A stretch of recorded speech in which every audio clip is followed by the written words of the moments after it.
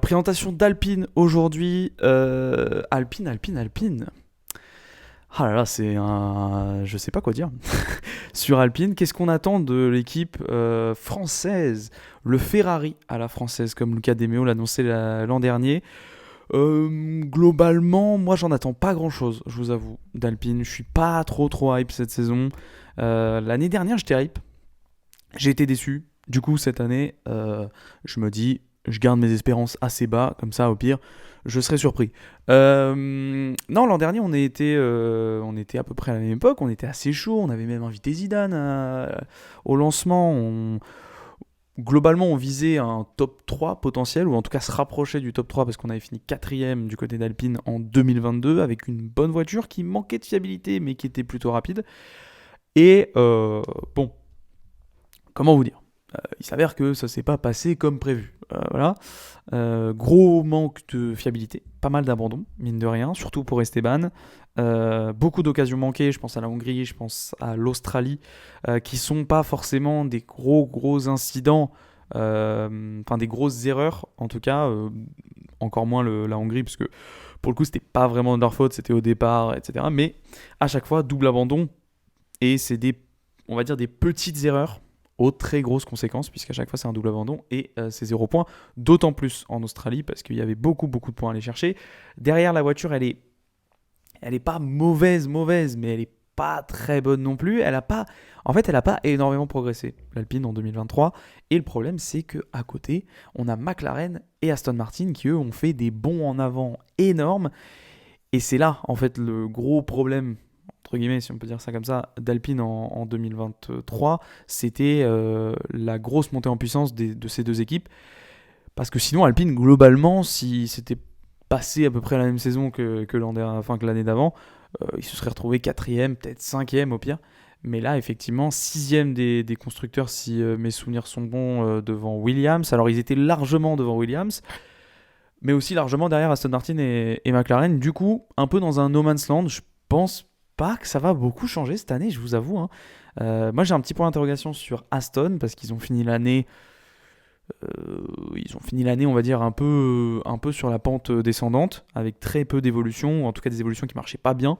Donc voilà, je sais pas si ça va très bien marcher en 2024 pour eux, mais ce qui est sûr, c'est qu'à mon avis, McLaren, ça va marcher fort. Ferrari, Red Bull, Mercedes, ça va être devant.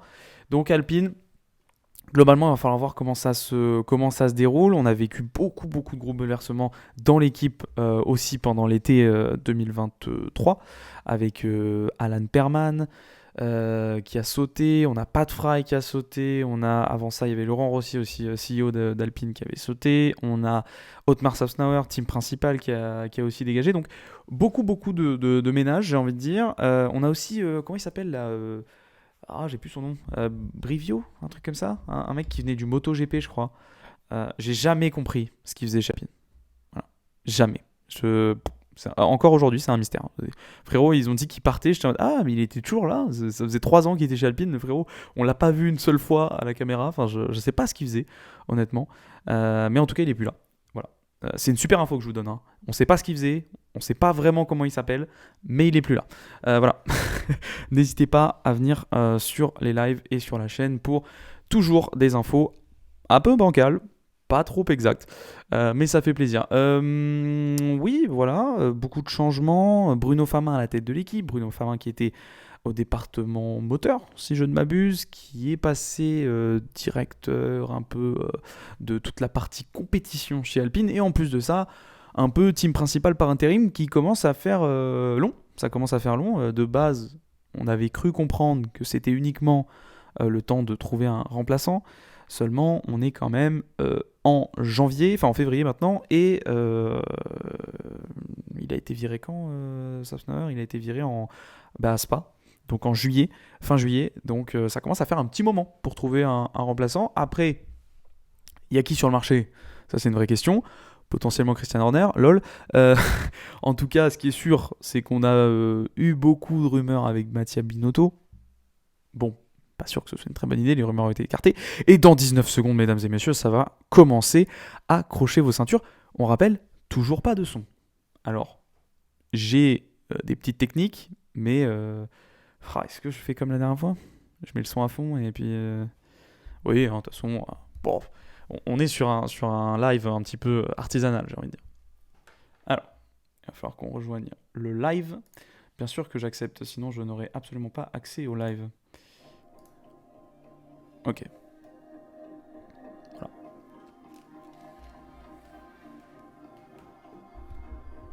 Le joli compte à rebours.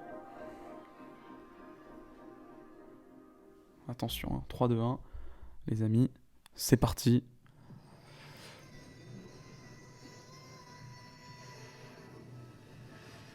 Est-ce que BWT a disparu? Est-ce que le rose a disparu par la même occasion? Je ne crois pas. Il y a aussi la présentation, j'ai oublié, de l'hypercar hein, pour l'endurance. Voilà, on n'a pas du tout parlé de la partie endurance, parce qu'on est un peu plus focus F1, mais il va y avoir aussi l'endurance qui va être présentée, la nouvelle hypercar. Que l'on connaît déjà hein, d'ailleurs, mais on va avoir la livrée, la vraie présentation, etc. avec tous les équipages pour 2024. Pourquoi on est dans Asphalt? Ah là, ils vont tout présenter frérot, ils vont présenter 12 voitures en même temps. Alpine, bienvenue. Bonjour. Bonjour à tous, je crois qu'on peut applaudir. Oh, on a la traduction en live, mesdames et messieurs. Bonjour et bienvenue à ce lancement des sports automobiles Alpine 2023. Oh, la fille qui traduit, la pauvre, elle est en PLS déjà. Et c'est un privilège pour moi d'être ici présente à cette journée. Alpine a une histoire. Par rapport à l'année dernière, je trouve le setup beaucoup moins stylé. Voilà, je me permets une petite critique. Oh, Pierre, regardez-moi cet anniversaire de qualité qu'il est en train de passer. C'est l'anniversaire de Pierre Gasly aujourd'hui. Tous les pilotes endurance. Et la F1 cet après-midi, vous allez découvrir bien plus que les livrets. Vous allez découvrir également les... Ah, on va avoir le droit aux vraies voitures. Bon, l'hypercar on la connaît déjà, mais on va avoir le droit à la vraie monoplace. Ça c'est cool. On va pouvoir faire un petit peu d'analyse aéro, voir de quel concept on s'est rapproché. Est-ce qu'on s'est dirigé vers Red Bull, vers Ferrari, vers Mercedes, lol. Non. Et vous allez voir donc, ces modèles qui étaient pour celle-ci, la 424 sur piste. Philippe Sino, le patron de Signatech, qui exploite la voiture d'endurance, juste à côté de Bruno Famin.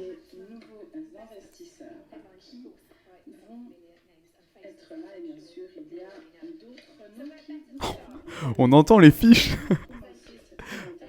Frère, la meuf qui fait la traduction, elle est chez elle, là, elle est en télétravail, non? Incroyable. Alpine est une des marques qui est la plus engagée dans toutes les disciplines. Putain, il y a PO derrière. Je l'ai vu. Il y a des pilotes derrière. On l'a vu. Le petit PO. Est passionné par l'excellence dans le sport. Et maintenant, nous allons voir quel est ce monde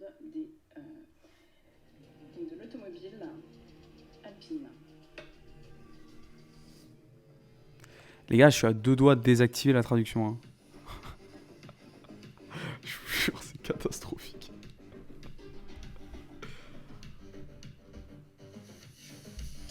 Je mets le micro proche de... On est toujours sur la même galère. Hein.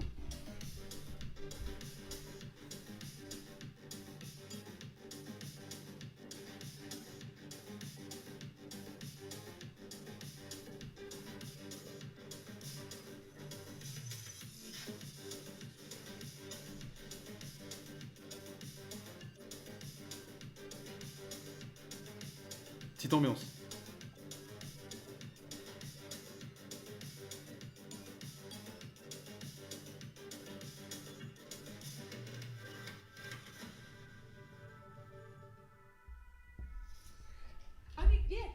Et voilà. On peut applaudir, je crois, oui. Oh oui, applaudissons. C'est pour moi de vous présenter le VP Alpine des sports automobiles. Merci d'accueillir avec moi Bruno Famin. Voilà, c'est le VP, vice-président des sports auto. Ça va? Ça va Rachel. Bonjour à tous. Merci d'être venus ici aujourd'hui. Merci à toutes les personnes qui nous regardent en direct. On parlera après, d'ailleurs, j'en profite. C'est un moment très spécial. On parlera après de quelques news. Hier, j'ai sorti une vidéo sur les grosses news qui ont eu lieu ces derniers jours en F1. Et on va en parler. Joyeux anniversaire, Pierrot. Bien joué. Ouais. On en parlera juste après. Voilà. Sachez-le. Restez, quoi. Ne partez pas tout de suite après. J'ai bien peur que ce soit très long, hein, les gars. Hein. On va attendre longtemps, à mon avis, avant d'avoir cette nouvelle Alpine. Et ensuite, eh bien, j'ai vraiment essayé d'étudier l'ingénierie pour pouvoir passer et faire ma carrière. Putain, là, on est en train de refaire l'enfance de Bruno Famin. J'ai gagné Le Mans, j'ai gagné d'autres cours, j'ai gagné Pikes Peak. Et bien sûr, j'ai pu me tourner vers l'avenir et maintenant je suis très heureux de pouvoir mener ce projet d'histoire automobile. On est en train de faire tout un historique. J'ai gagné aux 24 heures, j'ai gagné chez Alpine avec Pikes Peak, j'ai gagné partout, voilà, je suis très fort. Ces sports automobiles ont influencé les prochaines générations de pilotes. Et bien, nous sommes très heureux de pouvoir transférer cette technologie depuis la piste jusqu'à la route. C'est vraiment d'avoir cette opportunité, c'est formidable. Je voulais. Mick Schumacher, mesdames et messieurs, qui est de retour. Qui est avec nous aujourd'hui. Paul Lou, Luca De Meo, CEO de Groupe Renault. Qui est le PDG d'Alpine. Je suis vraiment très heureux. Et il y a d'autres nouvelles, bien sûr, puisqu'il va y avoir la première voiture électrique Alpine. Oui, tout à fait, la A290 qui sera le premier véhicule électrique. Mec, c'est incroyable, attendez. Attendez, je suis pas le seul à avoir vu ce qui s'est passé à la cam là. Si je fais ça, ça fait un petit pouce en bas.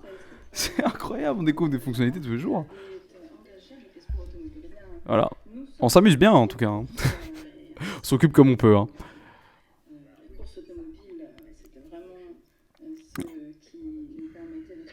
Putain, tout ça pour voir la même voiture que l'an dernier. Mais si on s'amuse, bien sûr qu'on s'amuse.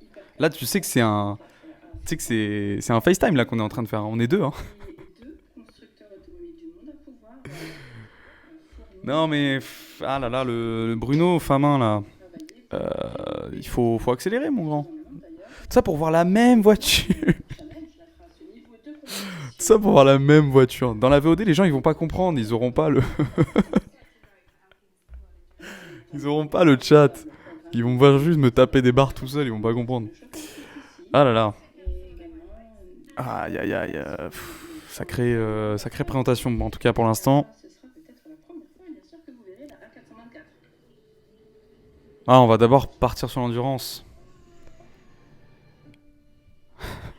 Je sais pas comment on fait, frère. Attends. T'as qu'à me lâcher un sub. Comment on fait? Attends.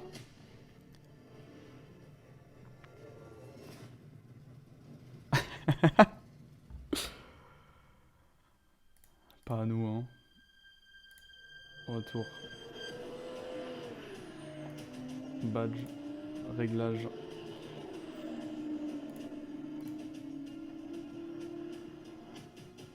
Ah.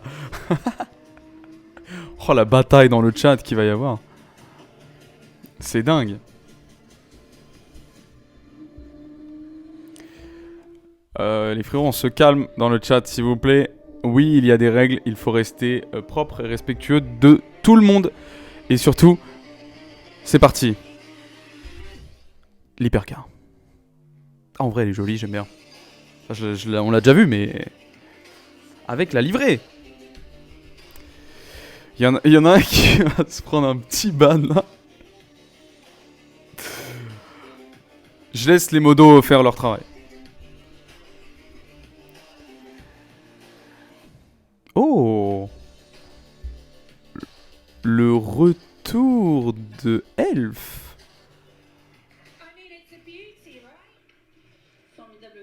Et moi je suis désolé, les feux arrière Alpine, je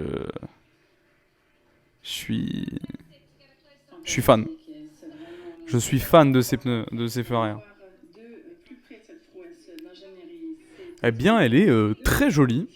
On savait déjà à quoi ça ressemblait, mais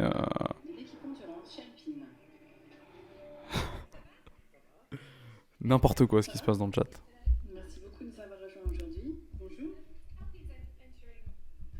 Alpine est en train de passer Putain, on va se faire chier en vrai, hein, jusqu'à ce qu'il présente la Formule 1.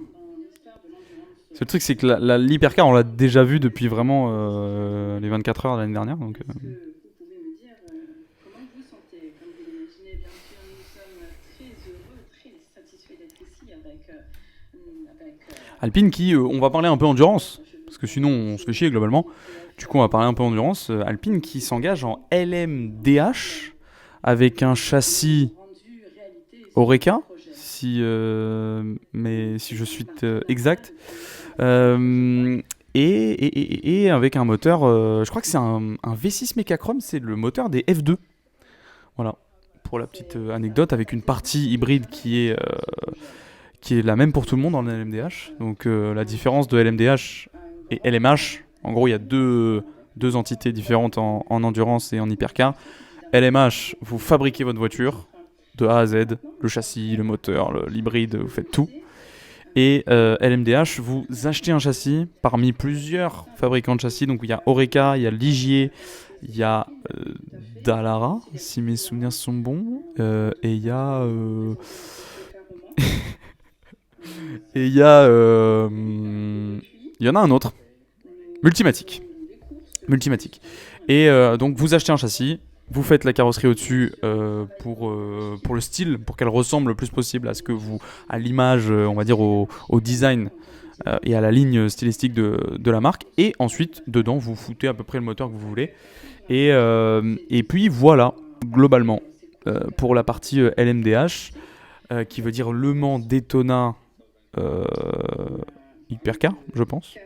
Et l'autre, c'est Le Mans Hypercar pour les LMH. La Ferrari, par exemple, c'est une LMH. La Toyota, c'est une LMH. La Peugeot, c'est une LMH. Je crois que la Van Wall, c'est aussi une LMH. Une LMH avec très peu de succès, il faut le dire, mais je crois que c'est aussi une LMH. Et pour le coup, par contre, BM, Porsche, Cadillac aussi, je pense. Quoique. Ah si, sûrement. En fait, ce que je sais pas, c'est est-ce que les LMH ont le droit d'aller en IMSA, donc le championnat américain? Ça, c'est une vraie question. Après, avec la BOP, en vrai, tu peux de toute façon adapter tout ça. Et Alpine a déjà réalisé beaucoup de tests, beaucoup de roulages avec cette nouvelle hypercar. Et ils ont apparemment la fiabilité est très très bonne sur cette hypercar. Ils ont tourné, ils ont déjà fait des relais de 24, enfin des relais, pas un seul relais de 24 heures, mais des entraînements sur 24 heures. Ce qu'il faut faire absolument. Hein. En général, même les teams roulent plus que 24 heures. Ils poussent la voiture à 30 et quelques heures de roulage pour voir si ça tient pour les 24 heures du Mans. Oh, sinon, il a envie de câbler le frérot au milieu et il en a rien à faire. Il veut totalement rentrer chez lui. J'aime bien les combis, simples mais efficaces. J'aime beaucoup.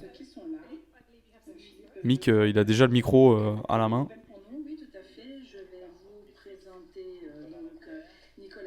Oh, Milesi, Charles Milesi, qui a envie de câbler.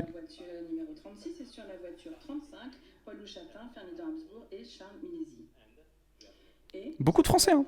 Beaucoup de Français au volant. Ça fait plaisir.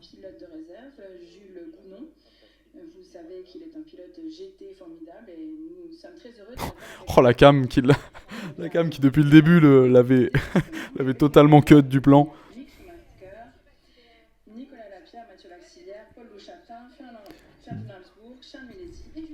Par contre, je vous jure que la meuf qui traduit, elle est... C'est la première fois qu'elle fait une traduction. Je pense qu'elle a un dictionnaire français-anglais à côté. Elle est en PLS. Mais ça fait plaisir qu'ils mettent en français. Parce qu'on reproche souvent à Alpine de pas trop se rattacher à son héritage français finalement. Encore une présentation en Angleterre. Hein. Moi, ça me dérange un petit peu, j'avoue, en tant que bon français, quand on nous annonce que que Alpine veut être le Ferrari français, mais qu'on va quand même présenter en Angleterre. C'est un peu dommage. Ouais, le Ferrari français, justement. Mais où est-il, ce Ferrari français? Puisque au final, on se retrouve on se retrouve à toujours présenter en Angleterre, c'est un peu dommage. Mais bon, pour faire plaisir sûrement à Enstone, on sait qu'il y a une petite bataille interne, hein. Enstone, Viry-Châtillon, Viry-Châtillon ils font les moteurs en France, pas loin de Paris, et Enstone en Angleterre fait les châssis. Une petite guéguerre entre les deux, et notamment Alan Perman hein, qui participait bien à la guéguerre. C'est pour ça que le frérot, c'est ciao. Mick Schumacher qui d'ailleurs sur les réseaux, voilà, j'en profite, je meuble un petit peu. Hein. Mick Schumacher sur les réseaux qui fait des TikTok, on dirait un influenceur lifestyle, c'est incroyable, avec sa meuf là. Je l'avais pas reconnu au début, je savais pas que c'était lui, vraiment.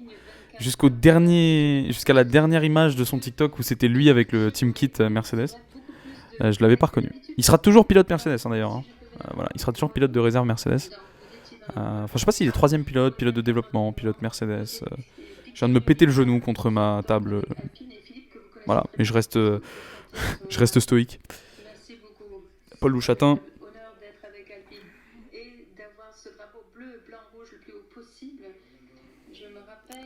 Voilà, c'est bien dit ça.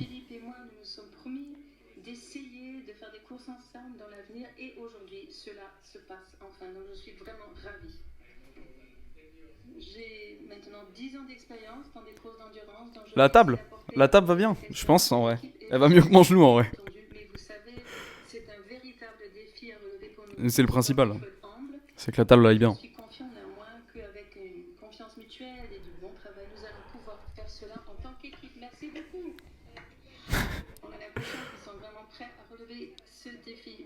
Ah oui, hein. Ils sont prêts. Hein.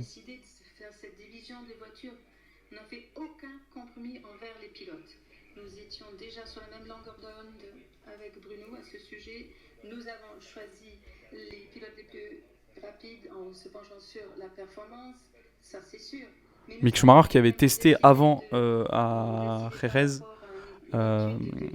avec Alpine, hein, du coup.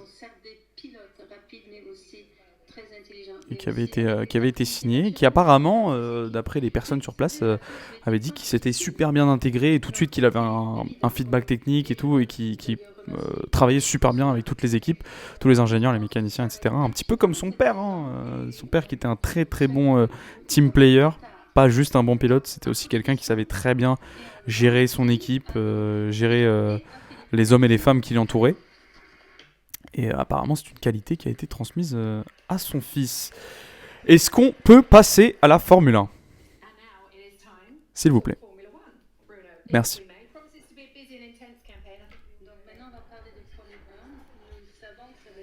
Mais j'ai une question pour le chat. Est-ce qu'on entend depuis tout à l'heure ce qu'ils disent Parce que étant donné que j'ai toujours pas réglé mes problèmes de son et qu'on est sur une technique un peu galérienne, ah bah c'est parfait ça.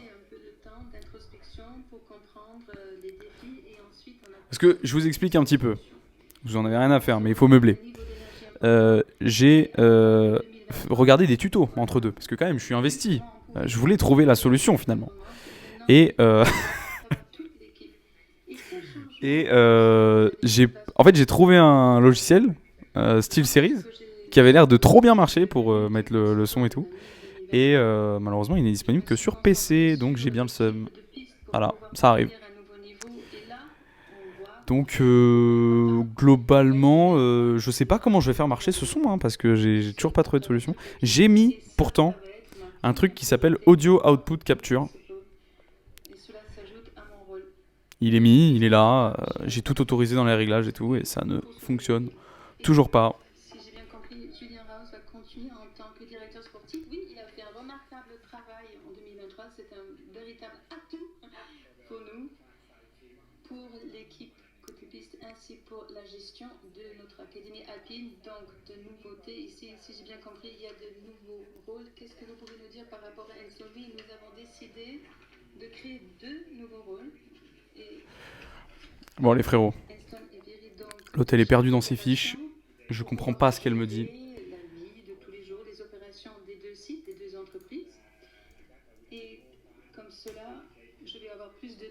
Voilà. Alors qui ont ces rôles en tant que journaliste, je dois le savoir. Donc John Woods, Ça dégage. J'en ai trop marre de... Bon, on a une petite pub, mais vous inquiétez pas, tout est maîtrisé. Voilà, parce qu'il y a un moment... On comprendra mieux en anglais, croyez-moi.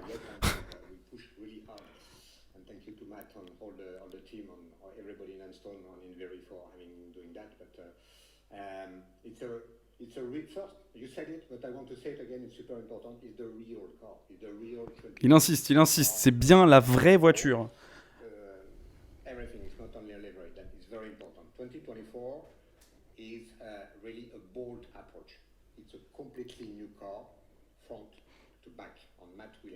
Complètement nouvelle, la voiture. Donc on change complètement sûrement le concept aéro. Et il a dit qu'on y va bold. Donc on pose sur la table. En gros.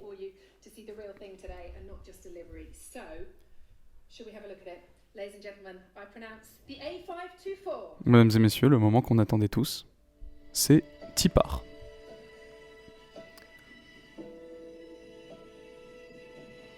Regardez-moi ce beau gosse là. Grrr.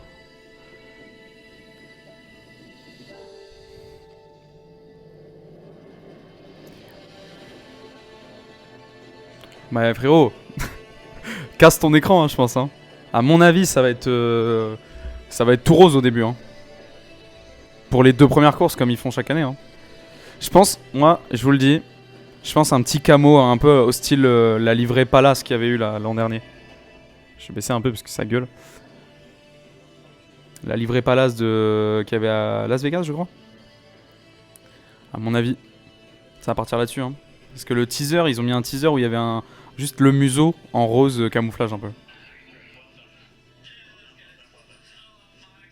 Moi j'aime bien le rose. Hein. Moi je l'aime bien la rose.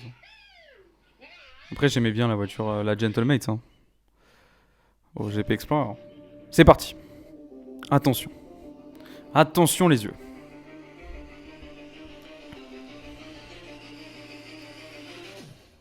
Imaginez le drap il se coince et ça casse un truc.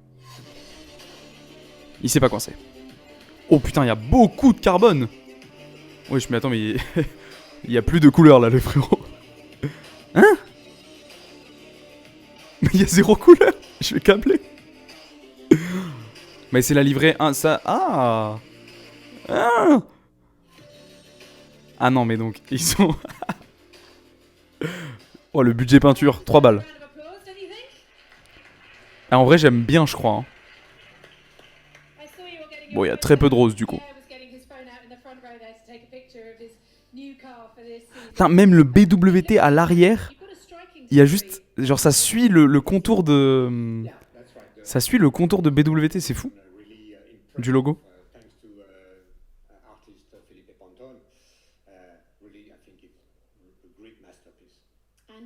On sent qu'il n'y a pas les mêmes problèmes de poids entre l'endurance et la F1.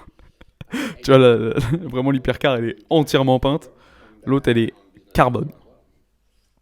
Après, en soi, la steak est aussi full carbone quasiment. Hein. Il y a juste un liseré vert, quoi. C'est juste qu'il est tellement violent qu'on voit que ça, mais en soi, il n'y a pas beaucoup de couleurs non plus sur la steak. Hein.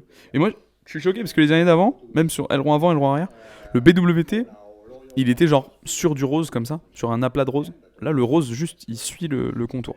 Bon, on s'est bien amusé à regarder la livrée. Maintenant, on va regarder un petit peu la technique. Est-ce qu'on est, comme pour steak, est-ce qu'on est passé sur des suspensions? Non, on est toujours sur des suspensions à poussoirs à l'avant.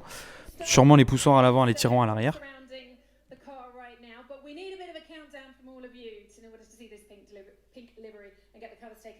C'est pour toi celle-là.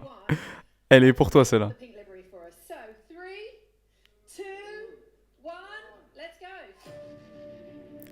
Il va bien y avoir une petite livrée rose pour les premières courses, comme tous les ans.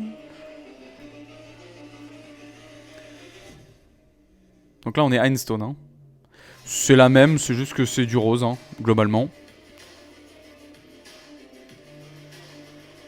Mais je suis choqué par contre à quel point ils ont poussé le délire du carbone au bout là. Hein. Oh, ça me fait penser un peu le capot moteur comme ça me fait un... beaucoup trop violent avec le rose. Moi j'aime bien, hein. Moi j'aime bien. C'est discret par rapport aux années d'avant, franchement. Franchement, c'est discret quand même. Mais honnêtement, petit capot moteur là, ça me fait penser un peu à Mercedes. Mais on est quand même, on n'est pas du tout sur un concept Red Bull. Hein. On n'est pas du tout sur le concept Red Bull. Donc suspension à poussoir à l'avant, sûrement les tirants à l'arrière comme j'ai dit. Donc on reste sur une géométrie de suspension similaire à l'an dernier et à beaucoup d'équipes. Donc on passe pas sur les tirants à l'avant et les poussoirs à l'arrière comme on a chez Red Bull, McLaren et maintenant Stake F1. Voilà. Et c'est le niveau des pontons. On voit des pontons qui sont quand même assez ressemblants à ce que Alpine faisait l'an dernier, qui sont très creusés à l'intérieur. C'est parti. Museau très large, assez plat d'ailleurs, qui vient d'ailleurs s'accrocher sur le plan primaire de l'aileron avant. Je me permets, juste ici, on s'accroche sur le plan primaire. Suspension à poussoir, parce qu'à tirant elles sont comme ça veut dire que le bras est dans l'autre sens. Ici on est à poussoir. Et je suis assez choqué de voir... On va essayer d'écouter le frérot quand même.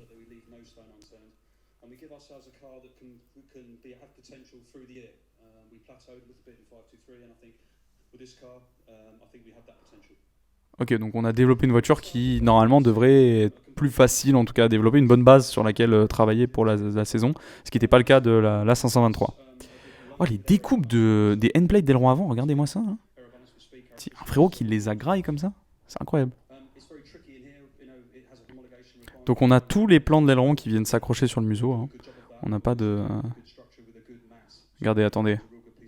Regardez-moi ces découpes là. On voit pas très bien sur cet angle, mais la découpe est assez particulière, on va dire.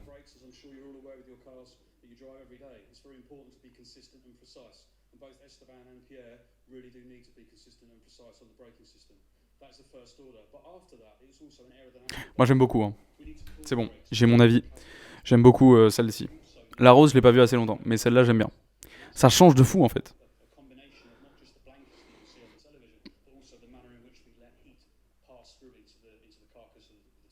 Et moi par contre, ce qui m'inquiète, c'est que s'il y a si peu de peinture et de stickers et tout, c'est qu'on est taqué niveau poids. Hein. Donc ça veut dire qu'on n'a pas beaucoup de marge au poids.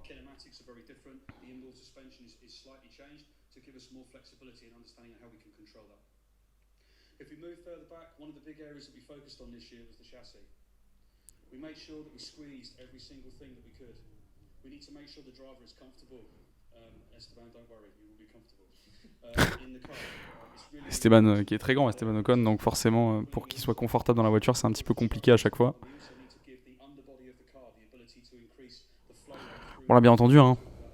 Depuis 2022, la partie la plus importante de la voiture, c'est en dessous que ça se passe, c'est le diffuseur, c'est tous les tunnels Venturi, donc on voit pas grand chose. Alors il y a quand même des zooms, ils sont pas avares en détail, hein, Alpine. Hein. Ils font carrément des petits zooms caméra, etc. sur les bords de fuite du diffuseur et du fond plat, qui est plus plat d'ailleurs, mais le plancher, on appelle.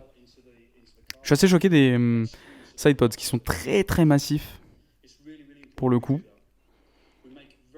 La découpe en dessous du sidepod est pas du tout est pas du tout prononcée en tout cas. Ça descend très très droit ici. On voit pas très bien, mais là d'ailleurs la sortie capot moteur c'est vraiment la mode Mercedes là, hein, j'ai l'impression. En tout cas ils ont l'air motivés. Ils ont l'air chaud bouillant. Tu vois c'est là, ça descend très droit. Et ici la découpe, enfin c'est quand même massif quoi. Même au niveau de l'entrée d'air, elle est assez haute. Alors que chez la mode Red Bull et ce qu'on a vu aussi sur la Sauber, c'est quand même une entrée plus fine, plus haute, mais qui va un peu plus, qui est un petit peu plus large, un petit peu plus fine, un peu plus étirée comme ça.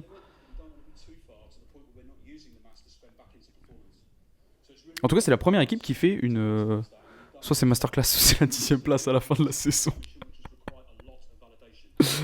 Non, je pense qu'ils n'ont pas pris autant de risques au point de finir. Moi, je pense juste au pire, Au pire, ils sont 6, 7. Allez, peut-être 7 si Williams sort une masterclass, mais derrière, t'as Stake, As, déjà. Déjà, ça, c'est ciao. Et ouais, Alpha Tauri, enfin, Visa Cash RB. Ouais, potentiellement, ça peut être 8. Si c'est bien foiré, ça peut être 8. Mais honnêtement, je les vois pas derrière.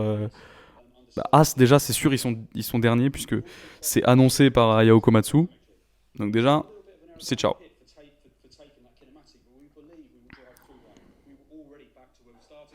J'ai du mal à croire que ce soit masterclass, moi, perso. Je. Alors, oui, ok, ils ont apparemment pris beaucoup de risques, mais je les vois mal arriver et se dire que ça va se battre pour des podiums là d'entrée, ou même des top 5. Mais en tout cas, c'est cool, comme je disais, c'est la première équipe à nous faire une vraie petite présentation. Ouais, moteur de ouf, moteur de ouf. Putain, c'est le moment de voir si mon chat il marche en fait, celui-là. Il n'y a absolument aucun chat qui s'ouvre. Normalement, il devrait y avoir le chat à droite là. Ok, bah c'est pas grave. On va se remettre comme ça.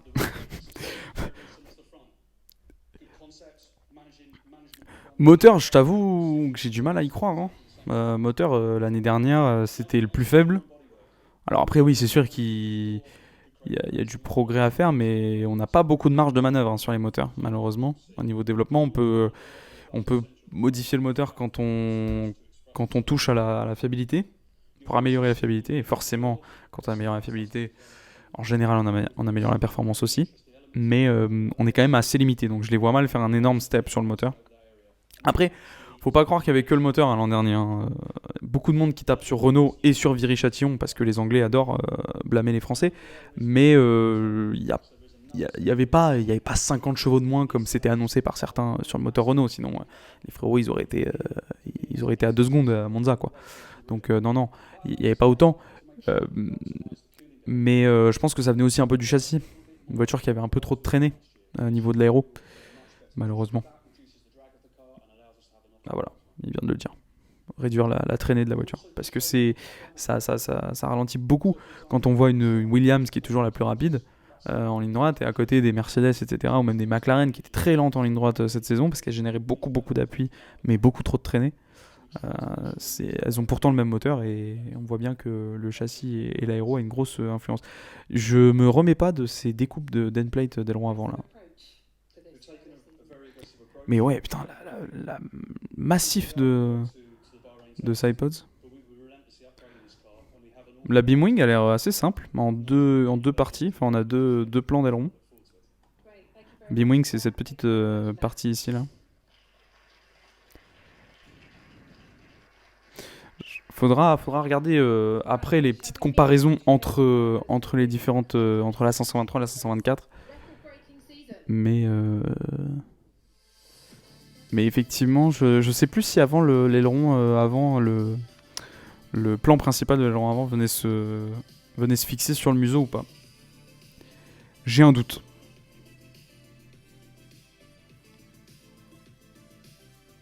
Les pilotes qui vont débarquer d'ici peu, je pense.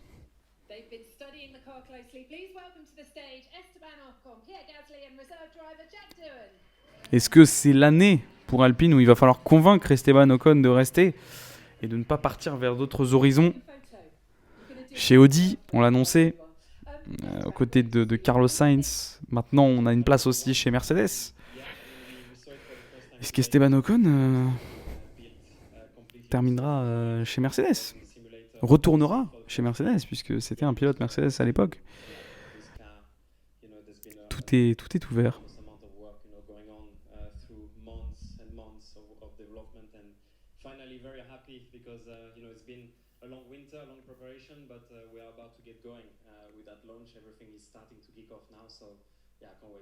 Ah, il est concentré, Luca De Meo. Hein.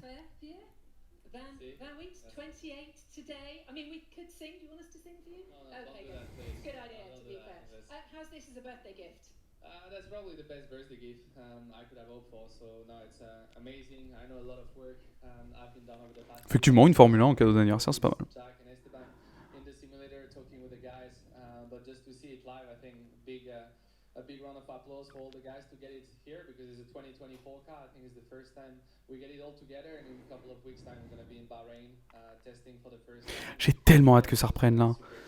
Ah, c'est bon, j'ai fait ma petite pause qui était nécessaire après une si grande saison. Je pense qu'on va faire une overdose cette année aussi. Il y a tellement de courses que on va faire une overdose, mais c'est pas grave.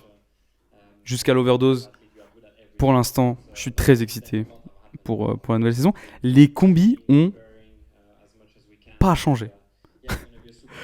Enfin, si, on a la bande vite fait sur le côté là, qui est différente, qui reprend un peu l'espèce de dégradé là, de couleur qu'on a sur la voiture.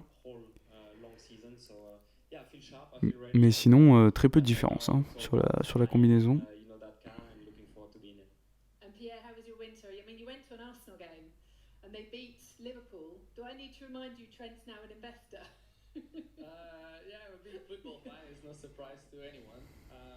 But no, I mean it was a great winter. It feels like we were in Abu Dhabi. Ah, ça parle de foot, j'ai pas la ref, je vous avoue. Oh, je suis en train de démonter mon micro. We prepared for it physically, mentally.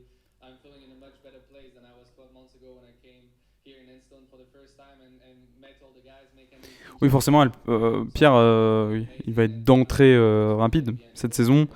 Il connaît l'équipe, il connaît ses ingénieurs, etc. Donc ça, c'était un gros changement forcément l'an dernier. Donc ça va être... Luckily, my winter was a summer, so I've been a little bit warmer. It's been a bit of a shock coming back the last few days, hence why I have ça va commencer fort. shaved. So now I brought some warmth with me, but yeah, you know, I'm not racing this year, so I wanted to still put myself into that sort of environment and throw myself in the deep end. But no, I'm still heavily involved with the team. Another year as reserve driver, spending a lot of time in the simulator, which will be extremely beneficial for me. Also, then joining the guys on track, knowing exactly how they're feeling. Jack Doohan qui roule pas en F2 cette année? Ok. Il vient de dire je roule pas cette saison. Ou alors peut-être il roule pas en F1, mais je pensais qu'il remplissait en F2, personnellement. Yeah, I mean it's awesome, to be continuing the work with the team, with the brand. I've been part of this team for a very long time now. As someone was saying, when I arrived, I was a lot smaller. Were you ever that high? I can't imagine you ever being that high. It sounds like a long time ago, and it was. I joined this team when I was 12 or 13 years old, so yeah, it's more than 10 years, and it's incredible to be continuing and racing in Formula One in the best cars in the world. So yeah, I can't wait to get going. The aim for me is obviously to extract the maximum out of the car every single time. We have a big task, to improve and progress, throughout the year. But yeah, the important is for me that. J'ai l'impression que l'anglais d'Esteban a progressé. Happy with what we've done. And Pierre, Voilà. second year with the team, as you said, a couple of trophies last season. What are the targets for this year? Well, hopefully definitely more trophies coming this year, but no, I think L'an dernier, n'empêche, Alpine, ils font pas une saison de fou, mais ils ont quand même ils font quand même des podiums. Hein. Ils font deux podiums, plus une P2 en sprint, Monaco et Pays-Bas, et la P2 à Spa en course sprint. Franchement, ça reste c'est quand même pas mal pour une saison qu'on dit ratée entre guillemets, même si elle n'était pas vraiment ratée, mais Plus en batterie. Is this the new aero version? Because you wish I had the shaved head last time we saw you. Yeah, this is the This new. is aero development, This is is it? quicker.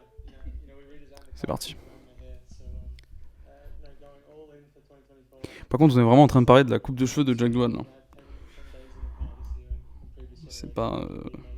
c'est pas qu'on s'en fout, hein, mais Super grateful obviously to Alpine and everyone here at the factory. non, moi j'aime bien. À 524, j'aime bien la livrée. J'ai des doutes concernant. Je fais genre, je suis aérodynamicien, tu sais, le frérot, et j'ai eu du mal à avoir mon bac de maths. Non, mais j'ai mes réserves sur la direction aéro prise par Alpine, parce que c'est pas la même que les autres. Alors je dis pas qu'il faut suivre les autres aveuglément, mais là où tout le monde semble se diriger vers le concept de Red Bull, Alpine tente un truc, comme ça s'est dit dans le chat, soit c'est Masterclass, soit c'est P10.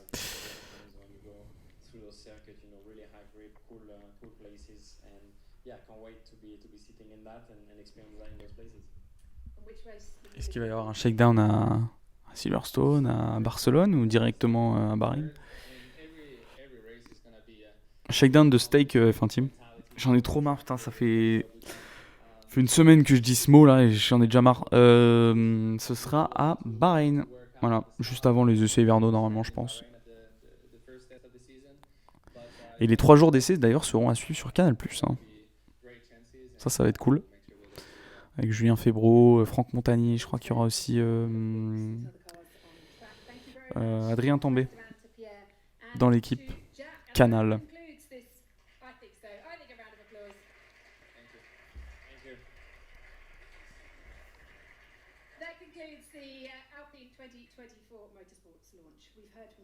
Ah voilà. Ah, Loïc Duval? C'est lui que tu appelles l'autre?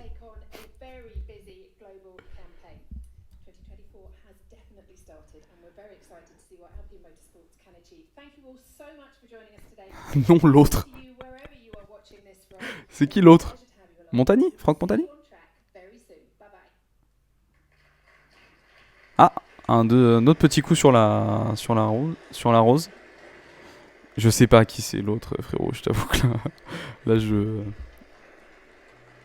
j'ai plus de nom à te proposer. Bon, ils ont une tête, tous ceux-là. Ils ont pas envie d'être là. Hein. Coucou les membres alpines. Il y a plein de jeunes, hein. De très jeunes même. Oh, ça cut comme ça, c'est violent.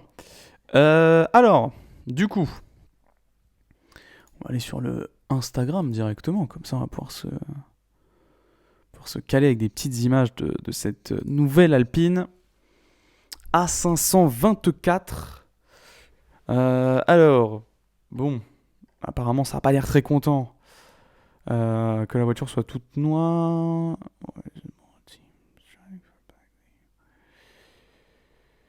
Oui, bon, en gros, tout le monde se plaint de... Bah, c'est vrai, où est le camo? J'avoue que le teaser, c'était... Attendez, je suis pas fou quand même. C'est quand même ça le teaser. Ça ne ressemble absolument pas à ce qui a été fait au final. Voilà, je dis ça, je dis rien. Mais clairement, la voiture, au final, il n'y a pas du tout même de partie en camo. Où je rêve, mais non, pour le coup. Donc là, la spéciale, la rose, du coup, dont on aura le droit pour les premières courses de la saison. En général, c'est les 2 premières courses, un truc comme ça. Et là, la voiture plus classique, avec des touches de bleu, vraiment des touches de bleu, hein, très peu de bleu. Mais on a donc toujours des pontons qui sont assez massifs, qui redescendent de très droit vers le plancher. Un plancher qui a une découpe quand même très travaillée, mine de rien. Au niveau des entrées ici, alors c'est plus vraiment des bargeboards, mais là où à l'époque on avait les bargeboards, qui donc va conditionner tout le flux d'air sous la voiture, on est resté assez similaire sur cette espèce d'endplate. Une découpe d'endplate sur l'aileron avant qui est très particulière, et une attache, je vais essayer de trouver la voiture de l'an dernier, une vue pas mal de la voiture de l'an dernier. Donc l'an dernier aussi, j'ai l'impression, attendez, on va regarder cette magnifique extérieure, là, cette caméra extérieure, si ça veut bien. Oui, effectivement, alors c'était, on avait tous les plans d'aileron aussi qui venaient s'accrocher sur... mais j'avais l'impression qu'il était quand même plus haut que ce qu'on retrouve ici. Là, j'ai l'impression que le museau descend encore un peu plus bas pour aller chercher le plan principal de l'aileron. Au niveau du museau, ça reste un museau très large, très plat, qu'on avait l'habitude de voir l'an dernier. Moi, ça me fait vraiment penser à Mercedes, pour le coup, à ce niveau-là. L'aileron arrière, apparemment, ça a été décrit pendant la présentation comme un point faible de la voiture de l'année dernière. Bon, ok, pourquoi pas. Je suis pas aérodynamicien, donc j'en sais rien, mais peut-être que effectivement la grosse partie, on va dire la majeure partie de ce déficit aéro, on va dire, et de cette traînée trop importante venait de l'aileron arrière, potentiellement. Mais ouais, je suis perplexe sur ces sidepods. Là où tout le monde semble vraiment les affiner, notamment dans la partie inférieure ici, sous le la sous-phase du SidePods en venant vraiment creuser à cet endroit-là. Là, on semble vraiment être sur quelque chose de beaucoup plus massif et on garde un effet un peu baignoire mais qui tombe quand même assez fort. Là, on le voit, hein, cette espèce de couloir là pour l'air qui redescend assez franchement. Juste derrière cette partie-là qui vient canaliser un petit peu le flux d'air, qui va redescendre et qui va l'emmener jusqu'à la sortie du fond plat, enfin du diffuseur et de la beamwing. On a aussi des petites ailettes là, juste ici sur le halo. Voilà. Mais ça, c'est globalement, enfin au niveau des SidePods, c'est quelque chose de très similaire à ce qu'on avait l'an dernier. Alors là, forcément, c'est des... Vous voyez, on avait déjà un SidePod qui était quand même assez imposant, qui était peut-être même moins imposant au niveau de l'entrée ici. Et après, ça redescendait. Alors là, on le voit pas très bien, bien sûr, mais et voilà, l'an dernier, la rose, elle était rose, quoi. Genre, il y avait du rose. Enfin, il y avait de la couleur. Là, vraiment, alors, c'est assez étonnant, hein, franchement, parce que on le sait, hein, la plupart des équipes, elles mettent pas du noir partout sur la voiture, enfin du carbone partout sur la voiture pour le style. Même si après elles te le vendent en mode t'as vu comment c'est joli, c'est clairement les ingénieurs qui débarquent dans le bureau et qui disent les frérots, on est 10 kilos trop lourd, on va se foutre, on va déjà s'en économiser un ou deux avec la peinture. C'est 1,5 kg je crois la peinture, 1 ou 2 kilos de peinture qu'il y a sur une Formule 1 pour une Formule 1 complètement peinte. Voilà, la petite info du jour. Donc mine de rien on a quand même pas mal à économiser, hein. Si on met pas de peinture sur une voiture, c'est quand même pas mal d'économies. Et du coup, si on va du côté d'Alpine, alors qu'est-ce qu'on a sur Twitter? Pas grand-chose, je pense. Bah, ils ont même pas posté. Je suis abattu. Hop, on va aller dans les suivis. Gentleman. Alpine Endurance. C'est parti. On va donc avoir normalement la nouvelle auto. Voilà, donc au niveau de l'arrière, ça joue un peu les mêmes couleurs. Cette espèce de damier un peu croisé là, de bleu et de nuances de bleu un peu plus claires. Sauf que l'hypercar joue avec du rouge aussi, là où la F1 joue plutôt avec le rose de BWT. Il n'y a pas du tout BWT en tant que sponsor pour la partie endurance, hein, en WEC. Sur la 424, on n'est pas du tout... En tout cas, le naming est propre. A424 pour l'hypercar, A524 pour la F1. On n'est pas parti sur des délires trop compliqués. Mais moi, je la trouvais magnifique tout en bleu, hein. Je sais pas ce que vous en pensez, mais moi, tout en bleu, je la trouvais vraiment très belle. Après, forcément, il faut bien mettre des sponsors, mais très très cool. Voilà, moi j'aime beaucoup la livrée de l'hypercar, perso. Elle est quand même très très jolie. Et la F1, bon, bah... Non, j'aime bien. J'aime bien. Après, oui, c'est sûr qu'on se retrouve avec des voitures qui vont, mine de rien, quand même pas mal se ressembler. Mais c'est vrai que si on compare avec la Steak, là... Voilà, hop, elle est où? Ça veut pas charger plus. D'accord, ça marche. Pourquoi? C'est quoi cette page? Alors, la Steak... Vous voyez, au final, on a beaucoup de carbone aussi. On a peut-être un peu plus de couleur, là, quand même. Mais, putain, je m'en remets pas de cette couleur. Je ne m'en remets pas de cette voiture. Je suis désolé. C'était assez partagé, hein, sur Insta, d'ailleurs. Je crois que c'était 60-40 pour 60 qui l'a trouvé pas ouf et 40 qui aimait bien. Après, comme dit David Coulthard, ça va être facile à repérer, ça c'est clair. Au moins, après, on reproche au F1 de tout se ressembler, de tout tendre vers le noir, etc. et qu'on n'arrive plus vraiment à les différencier. L'année dernière, on avait beaucoup de voitures bleues aussi. On avait l'Alpine, on avait la Red Bull. Alors, c'était des nuances un peu différentes, mais entre la Williams, l'Alpine, la Red Bull, l'AlphaTauri, on avait que des voitures bleues, frérot. C'était impossible pour se repérer. Enfin, impossible. Si, mais je veux dire, il y avait beaucoup de voitures qui se ressemblaient. Là, au moins, on peut pas dire que ça ressemble à quelque chose qu'on a déjà vu sur la grille, hein. Donc, j'ai dit qu'après, on allait parler un petit peu news avant que je vous quitte pour aller faire ce petit réel sur Alpine. Et ben, mesdames et messieurs, on a vu des sacrées infos dernièrement. Déjà, on va revenir sur Stake, puisqu'on y est. Stake qui est donc un un truc de jeu en ligne, de casino en ligne. J'ai pas trop tout bien compris. Mais effectivement, il y a une amende qui pend au nez de Sauber, de Stake, vous l'appelez comme vous voulez, un peu plus de 520 000 euros, je crois. Pourquoi ? Parce que tout simplement, Stake n'est pas autorisé à faire de la pub, à être promu en Suisse. Et sauf que, pas de bol, Sauber. 534, merci. Putain, les gars, dans le chat, on a des professionnels, clairement. 534 000, ça commence. J'ai cassé mon micro. Ça commence à faire beaucoup d'argent, justement parce que Stake n'est pas autorisé à faire de la pub en Suisse et que malheureusement, Sauber est en Suisse. Voilà, à Inville pour être plus précis. Donc, du coup, potentiellement, peut-être qu'on va peut-être plus revoir Stake. Ça aurait été le sponsoring le plus court de l'histoire. C'est un peu les mêmes délires qu'on avait eu avec Mission Win Now, qui était une espèce de branche un peu bizarre que personne n'a jamais vraiment compris du groupe Philip Morris et de Marlboro, qui avait continué à sponsoriser Ferrari, qui au final faisait de la pub encore à travers cette fameuse marque Mission Win Now sur les F1, et qui au final a fini par partir, mais qui surtout le faisait alors que le sponsoring de tabac était interdit en Formule 1 à ce moment-là. Et bien s'il n'y a plus Stake, ça va devenir...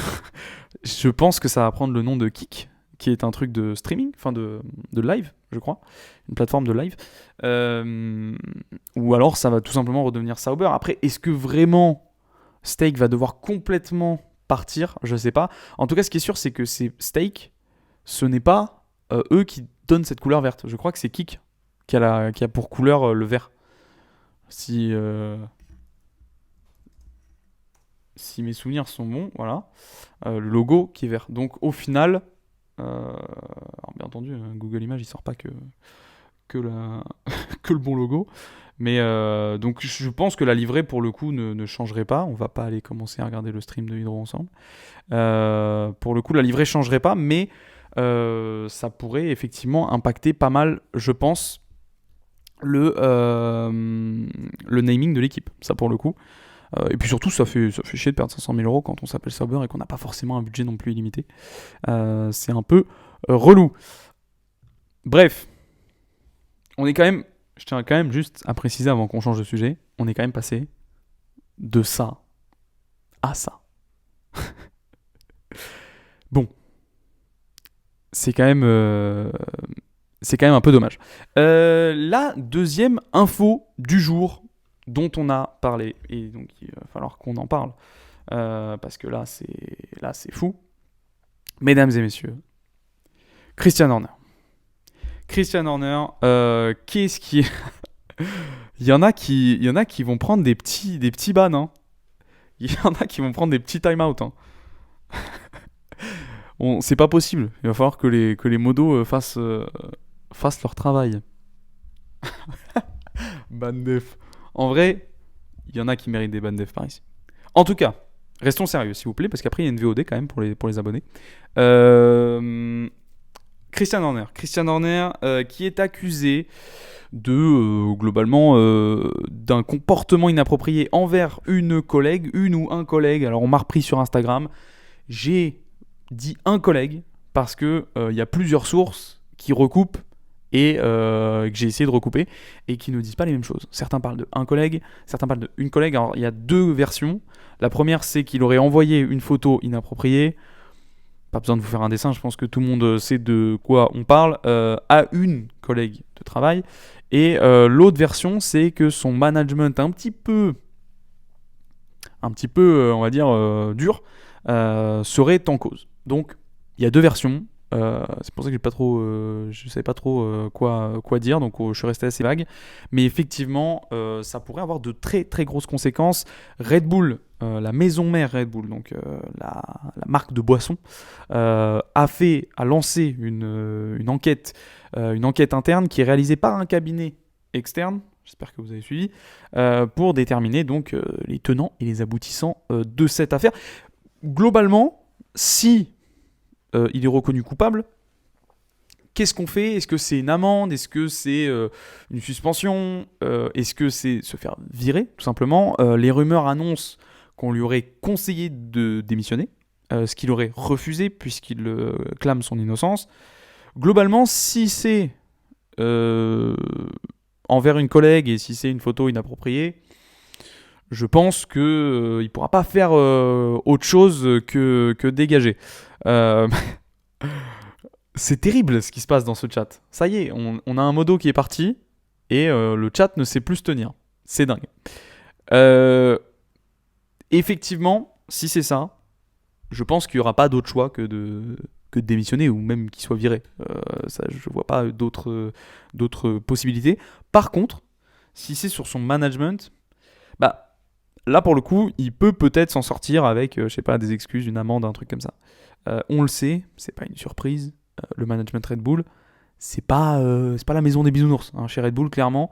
En gros, tout ce qu'on voit de l'extérieur qui est fait au pilote, donc un management qui est très dur, hein, globalement tu performes ou tu dégages. Voilà, hein, parlez-en un petit peu à Pierre Gasly, Alex Albon, et même avant ça, hein, chez Toro Rosso, Scott Speed, etc., qui ont été virés de manière un petit peu violent, ou Sébastien Bourdet aussi. Globalement, c'est la même chose pour tout le monde, en fait. C'est-à-dire que vous soyez ingénieur, mécanicien, aérodynamicien, etc. Si vous n'êtes pas bon, ça dégage. Il y a une grosse pression dans l'équipe.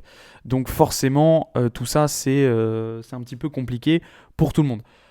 Ça ne m'étonnerait pas que ce soit lié à son management. Maintenant, si c'est effectivement une photo inappropriée, bon bah là, frérot, fallait pas jouer au con et faire de la merde. Hein, voilà. Désolé. Mais ça pourrait avoir de grosses conséquences sur Red Bull. Pour le coup, ça pourrait avoir de très grosses conséquences pour Red Bull parce que faut pas oublier, Christian Horner, c'est un des meilleurs, si ce n'est le meilleur team principal sur la grille à l'heure actuelle, potentiellement un des meilleurs aussi de l'histoire. Il a quand même construit Red Bull de rien, finalement. Red Bull, quand il débarque en 2005, il rachète Jaguar. Jaguar, bon, si vous vous en rappelez pas, c'est pas pour rien. Hein. Jaguar, c'était pas une fusée, quoi. Donc clairement, ils partent un petit peu de rien. C'est lui qui a recruté Adrian Newey, hein, qui à l'époque travaillait chez McLaren. C'est lui qui a constitué un petit peu cette Dream Team et qui a construit vraiment l'équipe Red Bull que l'on connaît aujourd'hui, qui est en poste depuis 2005, depuis la création de l'équipe. Et ce serait assez violent, son départ. Est-ce que ça impacterait Red Bull là, maintenant, tout de suite, pour 2024 ? Je ne pense pas. Voilà. Parce que la voiture, globalement, elle est faite. Voilà. Alors après, c'est sûr qu'il y a le management des hommes et des femmes toute l'année qui travaillent au sein de l'équipe. Donc, peut-être que ça pourrait avoir un petit impact, mais je pense globalement que ça ne va pas les empêcher de gagner, entre guillemets. Par contre, sur le plus long terme, ça peut être un petit peu compliqué, d'autant que les rumeurs annoncent que Christian Horner et Adrian Newey, donc Adrian Newey, directeur technique, enfin c'est plus son rôle, mais en gros c'est le concepteur des Red Bull, de génie.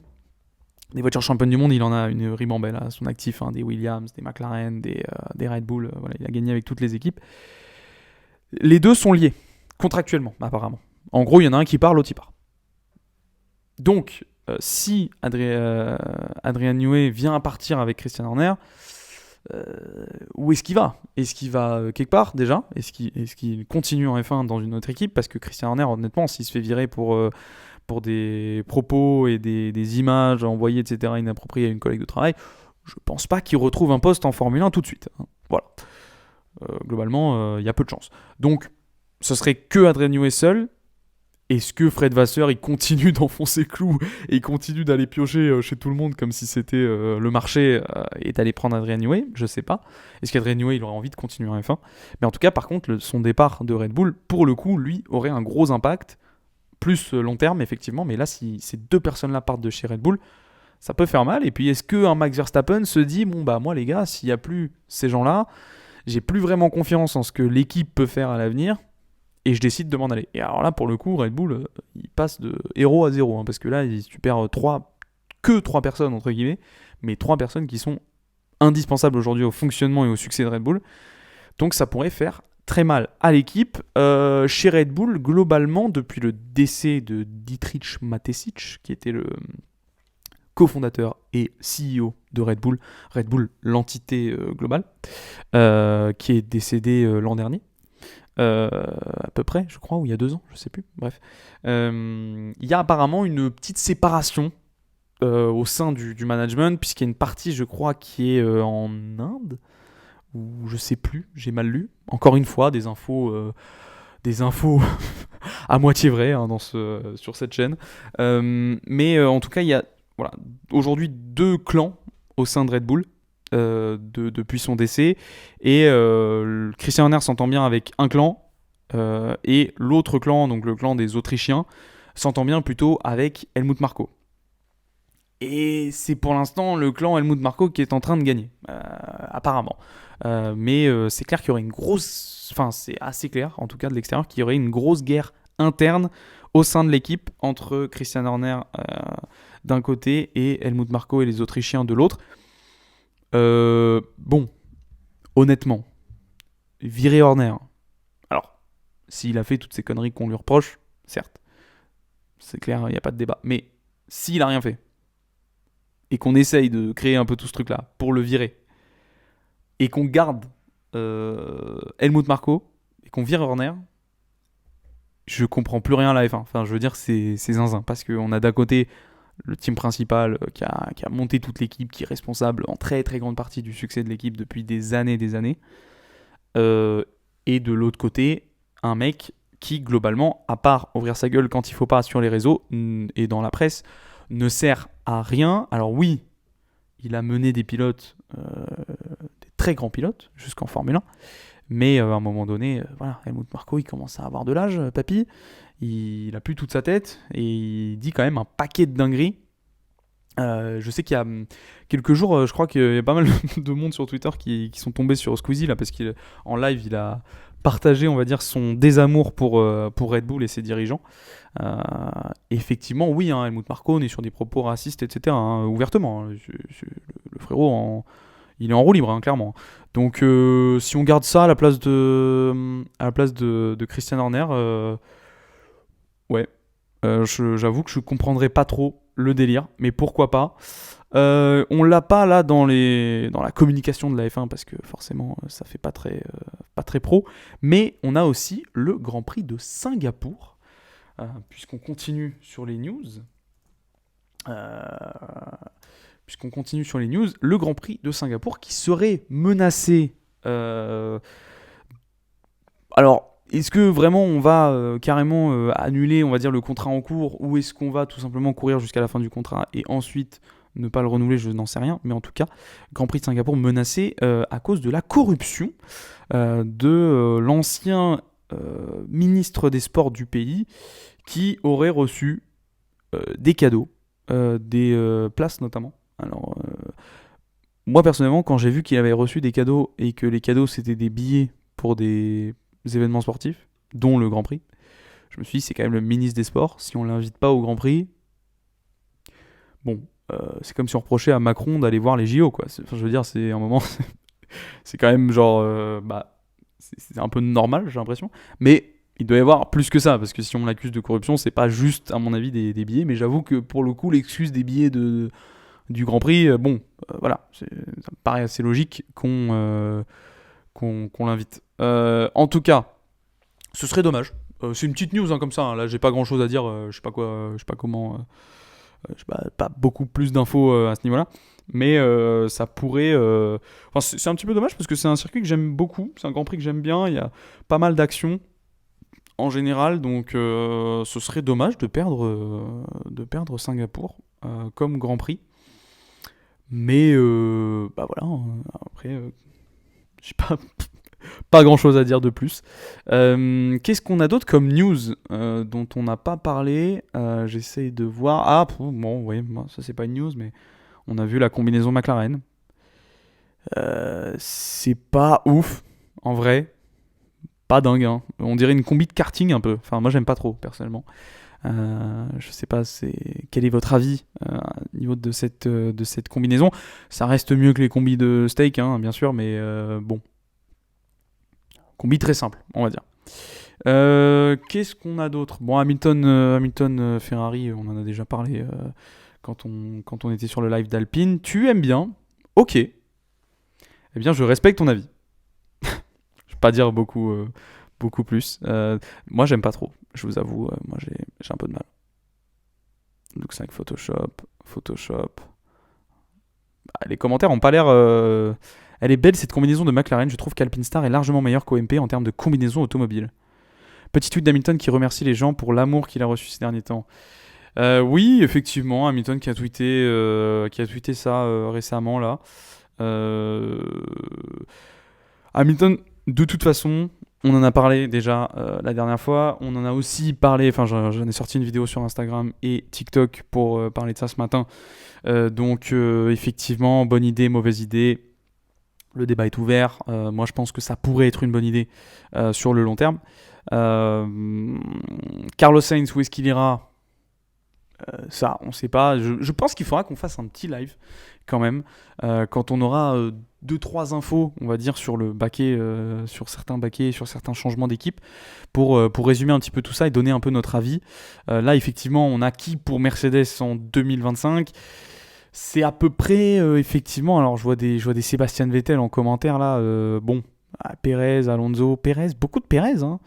Nico Rosberg, Nico Rosberg, je pense que ça va pas le faire les frérots. Jenson Button. Mick Schumacher. Alors, Mick Schumacher, il est pilote de réserve, hein, techniquement. Alors après, est-ce qu'on va lui donner l'accès, la chance de rouler chez Mercedes ? Je sais pas. Après, Mercedes, pour moi, c'est pas un baquet qui est aussi alléchant, attirant qu'il y a quelques saisons. Globalement, Mercedes, oui, il y a 3-4 ans, tout le monde rêvait d'être de poser ses fesses dans une Mercedes. Aujourd'hui, est-ce que c'est vraiment... Enfin voilà, moi quand je vois un Fernando Alonso qui veut y aller, il ne faut pas oublier que l'an dernier, pendant une demi-saison quasiment, il était devant les Mercedes. Et il finit d'ailleurs pas si loin que ça de Lewis Hamilton, il finit devant George Russell au championnat. Donc le frérot, alors il a peut-être surperformé sa voiture un petit peu, mais je suis pas certain aujourd'hui que Mercedes soit une bien meilleure voiture que l'Aston Martin. Alex Albon, oui, pour le coup, ça serait une progression quand même. Ça lui permettrait de retourner un petit peu dans les top teams. Esteban Ocon, Carlos Sainz, un des deux. Ouais, je sais pas. Honnêtement, à ce niveau-là, c'est un petit peu compliqué. Je sais que Sainz, on en parle beaucoup chez Audi. Esteban, on en a aussi un peu parlé chez Audi. Moi, je vois pas Carlos Sainz chez Mercedes. Je sais pas pourquoi. J'ai pas d'explication à donner. C'est un feeling. Je le vois pas chez Mercedes. Voilà. Moi, Carlos, il est pas chez Audi, frérot. Je te jure, je comprends plus rien à la Formule 1. Pour moi, le gars va chez Audi, c'est sûr. On a une telle communication de son père, Carlos Sainz Senior, qui roule pour Audi au Dakar, que honnêtement, je ne le vois pas du tout partir chez Mercedes. Esteban, pourquoi pas ? Esteban, c'est un pilote Mercedes à la base, hein, quand même, managé par Toto Wolff pendant ces années de F3. Ouais, pourquoi pas Esteban Ocon. Antonelli, ça va être sa première saison de F2. Alors oui, c'est un gros crack qui est déjà pilote à l'heure actuelle, qui est déjà pilote Mercedes, pilote de la filière. C'est le plus prometteur, hein, clairement, de la filière Mercedes. C'est d'ailleurs le seul que je connais de la filière Mercedes. Je sais même pas s'il y en a d'autres à l'heure actuelle. En tout cas, qui sont en monoplace. Mais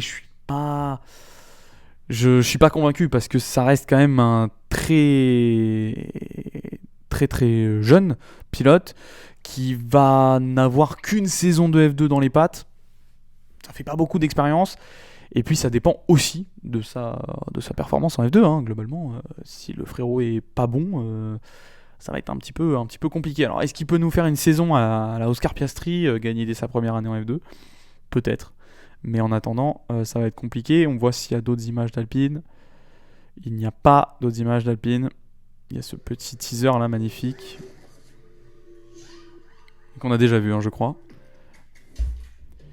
Et niveau news, est-ce que j'avais d'autres choses à dire ?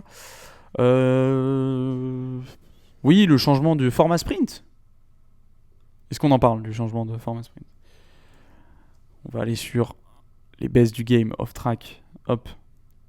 Donc on a l'Alpine qui est là. Nanani, nanana. Ça a pris des photos en live. Il y avait la livrée de la nouvelle de l'IndyCar, de la McLaren en IndyCar. Très jolie. Je la préfère à la livrée F1. Encore une fois, comme pour l'endurance, on voit bien que les problématiques de poids ne sont pas présentes en IndyCar non plus, puisque la voiture est quand même sacrément peinte. J'aime beaucoup. Ça fait penser carrément au livret Marlboro, hein, je pense que l'inspiration est là, sauf que c'est du orange au lieu d'être du rouge. Voilà. Le sprint, donc le format sprint, qui change encore une fois. Qui revient. Est-ce que ça revient à comme c'était avant? Ouais. Non, c'était pas comme ça avant le format, si. C'était pas les qualifs le matin, le samedi matin, et le sprint c'était le samedi après-midi. T'avais genre FP1. Le vendredi, t'avais FP1 qualif sprint. Le samedi, t'avais qualif Grand Prix sprint. Et le dimanche, t'avais Grand Prix, je crois. Et là, du coup, le sprint serait le matin. Pour redonner un petit peu de... À l'époque, c'était comme ça redevient là. Donc, à l'époque, le sprint, c'était le matin. C'était le samedi matin. C'est pas le samedi après-midi.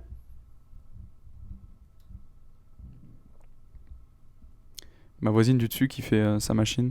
Tout mon appart qui tremble, c'est incroyable. Non, matin, je crois. Ah, ok. Ouais, je sais plus. Peut-être, remarque. En tout cas, ouais, bon, on revient à un format qui est quand même très similaire à ce qui se passait avant, voire carrément le même. FP1 le matin, qualif pour le sprint, donc le sprint shootout pour les intimes. Sprint et qualif pour le Grand Prix le samedi et le Grand Prix le dimanche, ça bouge pas bien sûr. Bon, ce format sprint, j'ai l'impression, tu crois?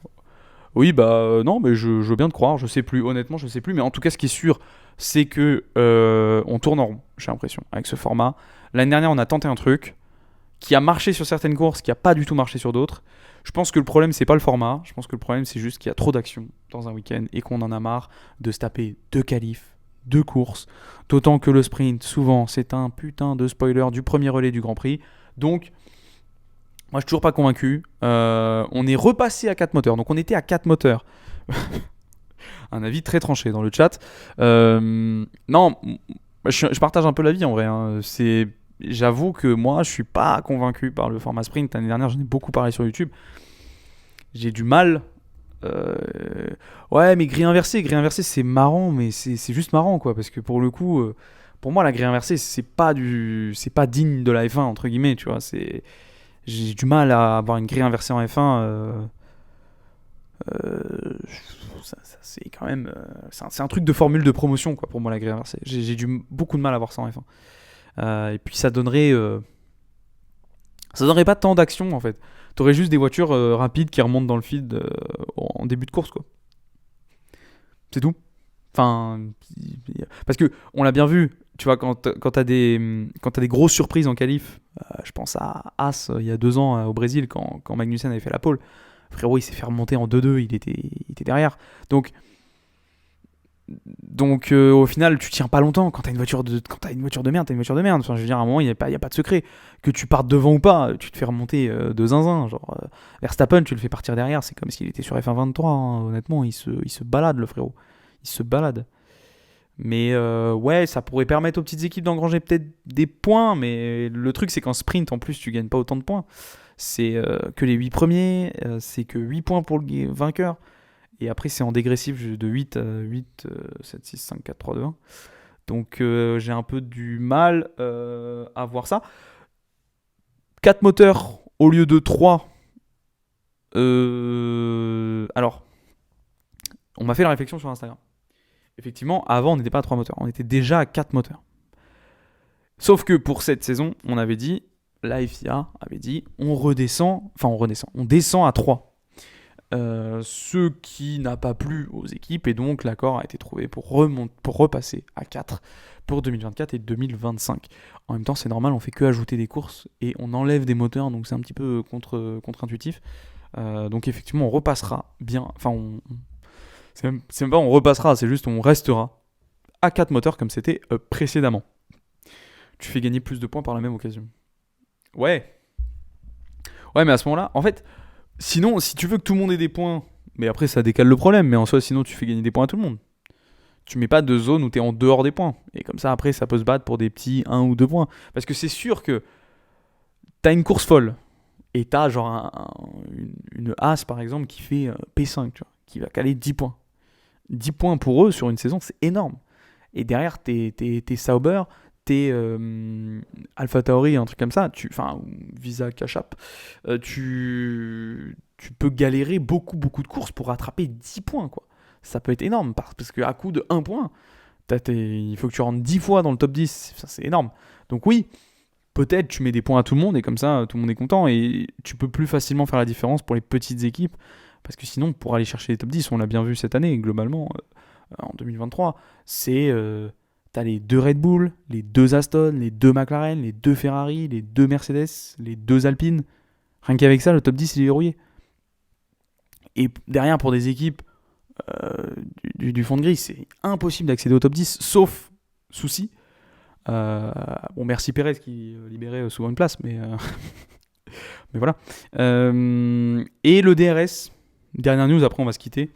Le DRS qui sera activé un tour après le départ et non plus 2. J'ai pas... Ouais, c'est encore une fois, je pense, beaucoup lié au spectacle. On veut absolument tabasser du spectacle un maximum. Je suis pas convaincu, honnêtement, par tout ça, parce que les voitures sont très proches encore. Les voitures sont très très proches en fait. Au moment où au deuxième tour, déjà en fin de troisième tour, les voitures sont déjà assez proches. Après, est-ce que c'est pour éviter que Verstappen s'éloigne, sorte de la zone DRS avant qu'on ait le temps de l'activer au moins une fois? Du coup, parc fermé à partir de samedi. C'est une vraie question ça, ouais. Est-ce que le parc fermé déclenche aussi à partir des qualifs du vendredi après-midi? Je ne sais pas.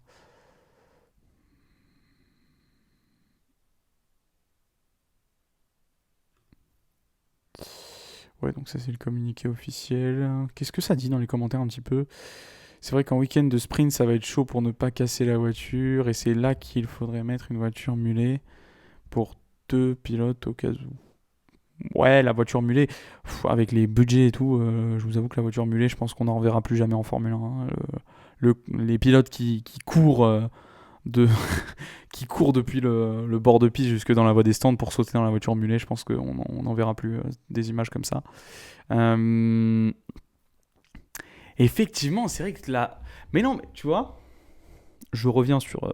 je pense que le sprint, c'était l'après-midi.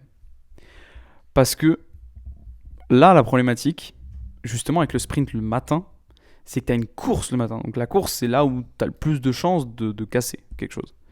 Et c'est justement avant les qualifs pour le Grand Prix. Qualifs pour le Grand Prix qui sont très importantes, puisque c'est là que tu vas marquer des gros points dans le Grand Prix.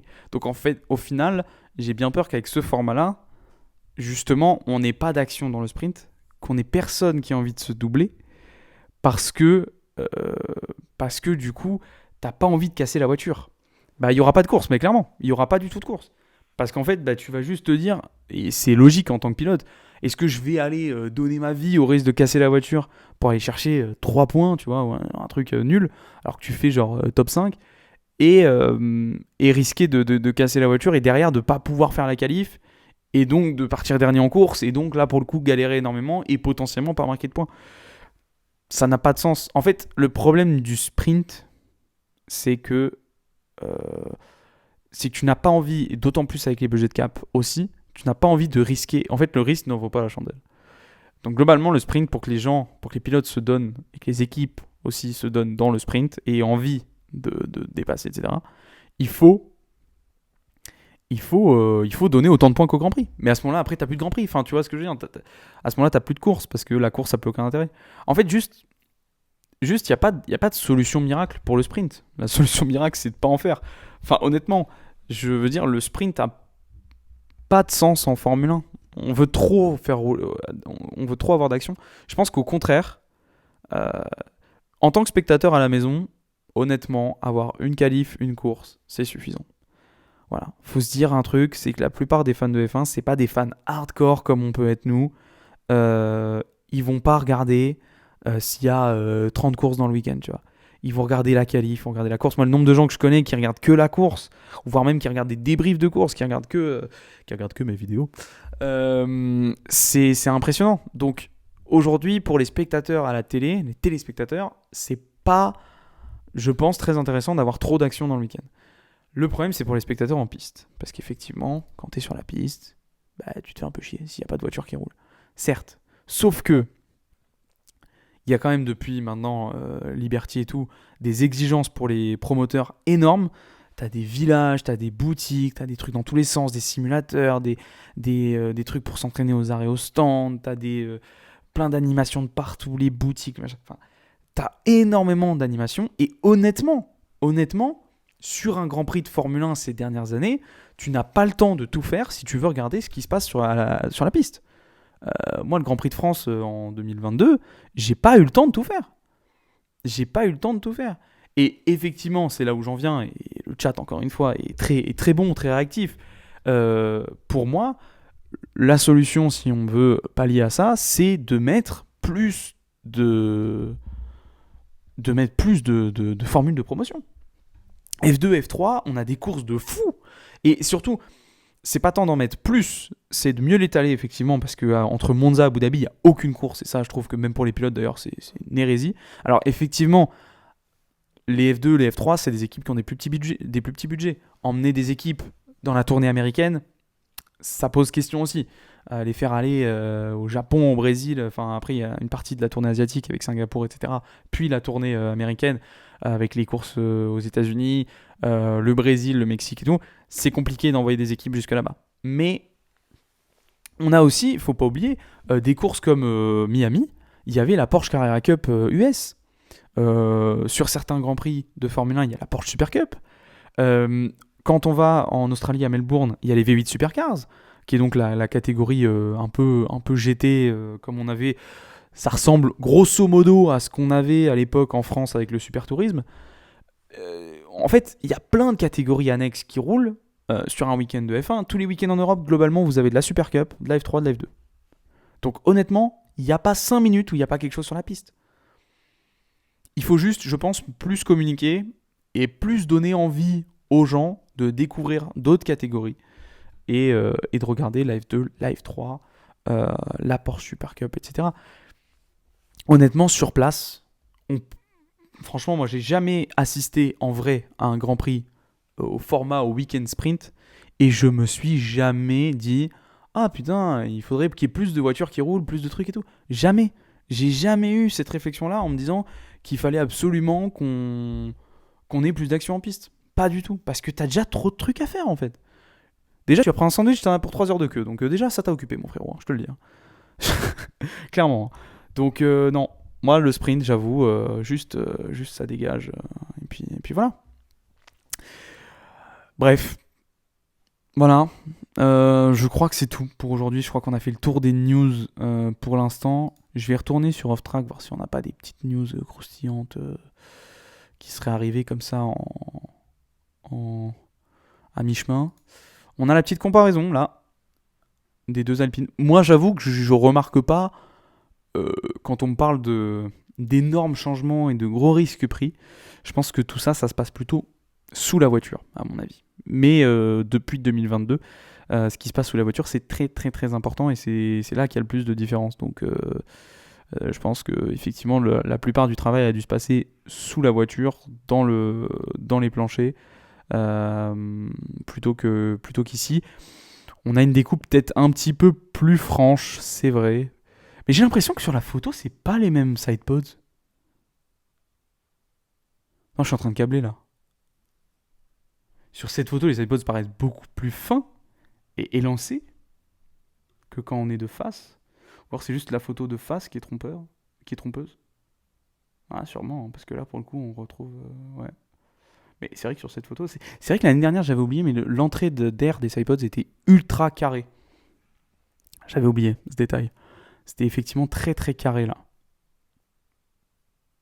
Merci Off-Track pour la petite comparaison à 523, à 524. Je crois que je préférais... En fait, je sais pas. J'allais dire que je préférais la livrée de l'an dernier, mais le rose était trop violent, celui-là, là, sur le sidepods. Du coup, j'avoue, je préfère celui-là. Mais à la rigueur, je préfère peut-être celui-là avec cette livrée-là. Enfin, le bleu d'ici et le sidepods d'ici. Voilà, ce serait le mix parfait. Bon, en tout cas, voilà, petite présentation Alpine, petit tour des news. On s'est bien amusé globalement. Hop. J'espère que ça vous a plu. On va se retrouver demain. Demain, je crois. Enfin, demain, si je peux. Puisque, effectivement, oui, le 8, Visa Cash App. Oh non, je vais pas louper Visa Cash App. Je sais pas à quelle heure c'est. Je vous tiendrai au courant sur Insta, TikTok, Insta surtout, en story. Voilà. D'ici là, il va y avoir des vidéos en masse qui vont arriver. J'en ai beaucoup qui sont prêtes et que je ne peux pas sortir tellement il y a d'actu et que je suis obligé de faire d'autres vidéos sur d'autres sujets, sur les présentations des voitures, sur Lewis Hamilton chez Ferrari, etc. Donc voilà, je peux pas sortir les vidéos que j'ai prévu de sortir. Mais elles vont sortir. De toute façon, il faut qu'elles sortent avant le début de la saison, je vous le dis, parce qu'il y en a certaines qui sont prévues. Voilà, on a 2 nouvelles séries qui arrivent, une série sur la technique, une série que vous avez déjà découvert normalement, qui est la série sur les concepts les plus fous. On a déjà fait sur les F1 à 6 roues. On va partir sur les F1. La prochaine, je vous la tease parce qu'on n'est pas beaucoup. Donc voilà, vous avez la petite exclue.